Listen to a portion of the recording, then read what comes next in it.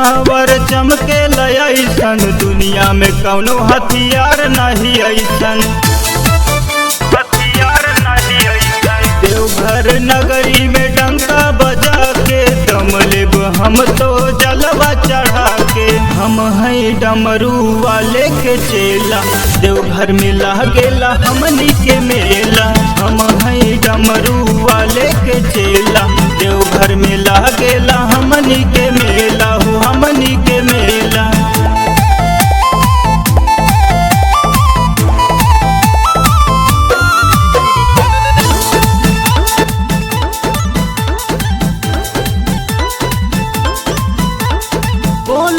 बोल बम चलेला डगरिया, देवघर में झूमेला सगरो नगरिया।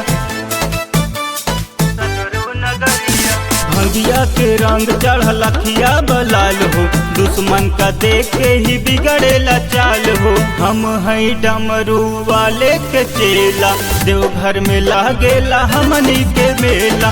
हम हैं डमरू वाले के चेला, देवघर में लागेला हमनी के मेला हो, हमनी के मेला। हम हैं डमरू वाले के चेला,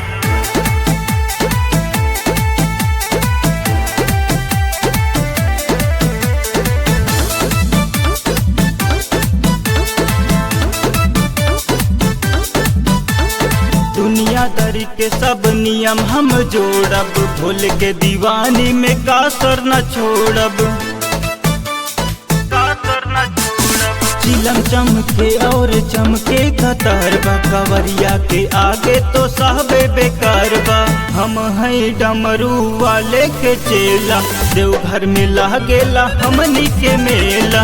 हम हैं डमरू वाले के चेला, देवघर में लागेला हमनी के मेला हो, हमनी के मेला।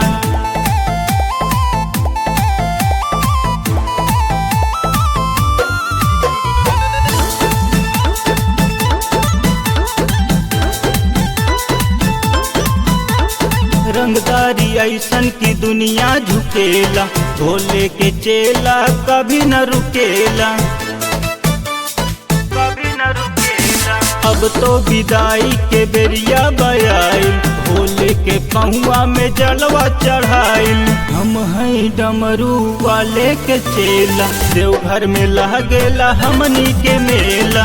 हम हैं डमरू वाले के चेला, देवघर में लागेला हमनी के मेला हो, हमनी के मेला।